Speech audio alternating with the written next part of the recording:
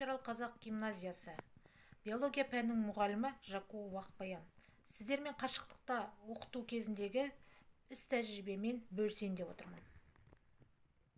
Қазіргі таңда оқушылар белсенділігін көріп атамыз, ізденістерін көріп атамыз. Бұл біздің әртүрлі әдіс-тәсілдерді қолданудың арқасы деймін. Қашықта оқыту дегеніміз бұл компьютерлік және телекоммуникациялық технологияға негізделген оқытудың құралдары мен түрлері білім беру қызметін көрсетуінде маркетинг көзқарас кеңінен қолданып келеді, әртүрлі технологияға байланысты. Қазіргі таңда екі түрін аралас пайдаланып келеміз, яғни синхронды оқыту және асинхронды оқыту.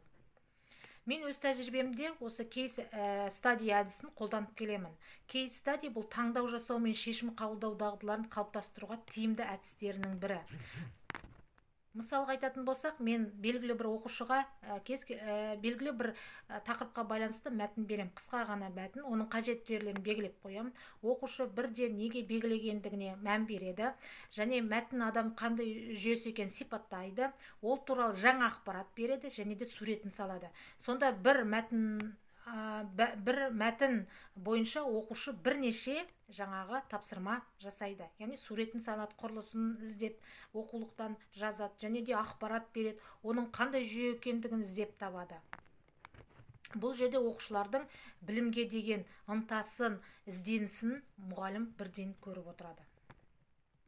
Білім беру платформасы қазіргі таңда білеміз, онлайн мектеп, YouTube және де Zoom конференциясы арқылы, YouTube арқылы, желісі арқылы жылдам әрі өте ыңғайлы, кез келген уақытта оқушы оны көре алады.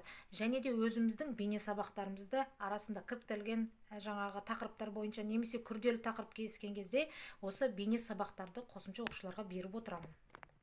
Енді қашықта оқыту жағдайында кері байланысын беру платформалары өте көп. Солардың бірі күнделікті өзіміз қойып отырамыз. Google Classroom, Zoom конференциясы және де WhatsApp. Қазіргі таңда WhatsApp ең тиімді жолдардың бірі. Себебі біз кері байланыс берген кездегі жазбаша, ауызша, графикалық, жаңа аудио, видео арқылы біз сіздерге үлгісін көрсетіп отырмын. Жазбаша оқушыларға кері байланыс берген кезде тек қана балдық жүйесін ғана көрсетпеу, жерде не себепті оқушының қай жеріне қате кеткендігін, немесе қай оқулықтан түзеу керектігін оқушы нақты анық-қанығын біліп барып, кері байланысты да оқушыға жетік беруіміз қажет.